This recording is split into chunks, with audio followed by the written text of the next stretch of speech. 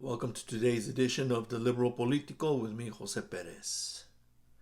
Today's edition is titled Disinformation Persists. While doing my research on disinformation, I found this article on NPR by Jude Joffe Block. It's titled 4 Years After the Capitol Riot, Why QAnon Hasn't Gone Away. The author noted the reason deranged QAnon disinformation persists in the section of the article titled A Changing Landscape Online. Joffe Block points out, in the aftermath of January 6th, a number of social media platforms doubled down on their efforts to ban QAnon content. By that point, there was a rich online ecosystem of QAnon influencers who had figured out how to monetize spreading QAnon-related content and analysis. Their words, not mine. Because I don't think it's analysis, right? Those deranged delusions from QAnon, not analysis. In response to the crackdown, influencers moved to less moderated platforms like Telegram and Rumble. The movement did not go away by any means. It was just essentially moved and splintered into various networks, said Catherine Keneally, the director of threat analysis and prevention for the nonprofit Institute for Strategic Dialogue, which studies extremism.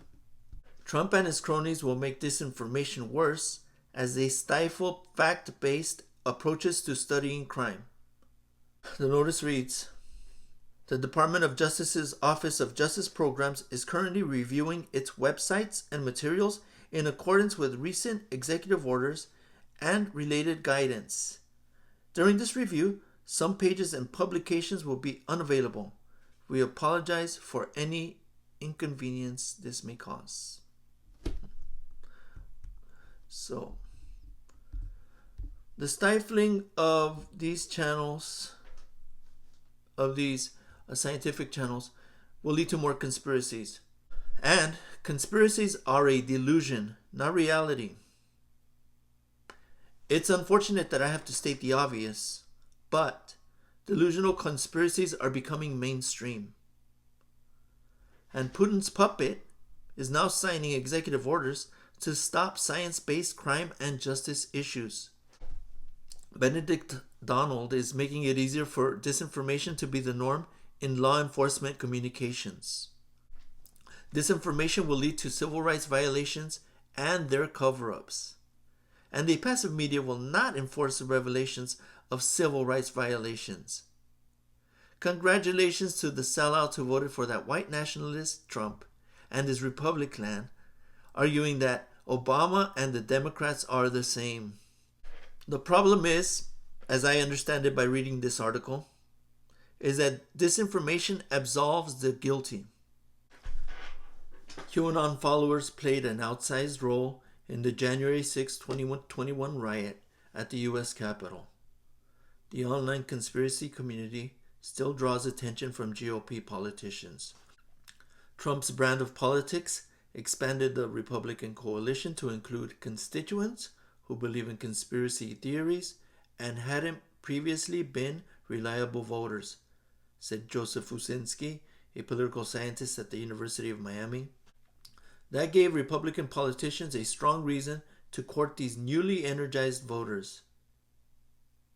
And that involves saying things that are prominent in QAnon, but saying all sorts of other conspiracy theories too, Usinski said.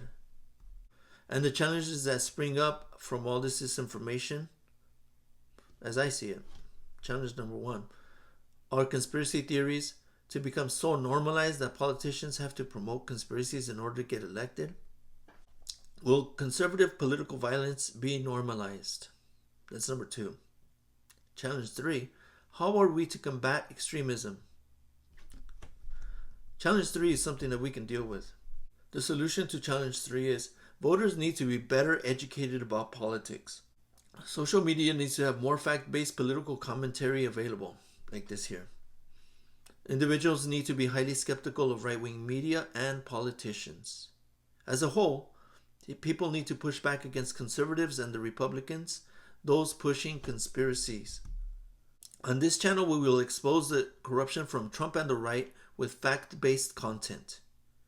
In this video, I have cited the actual notice from the National Institute of Justice's website, not from some clickbait meme.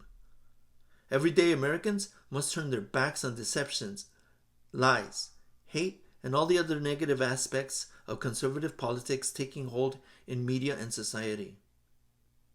We need to be good trouble and challenge the corrosive and destructive antics of the right-wing media, politicians, and their Russian sponsors spreading disinformation. We need to stand up to the right wing. Like and subscribe to this channel because we need it, right? Like I said, somebody needs to challenge the disinformation from the right. Until next time, keep up the good trouble and organize.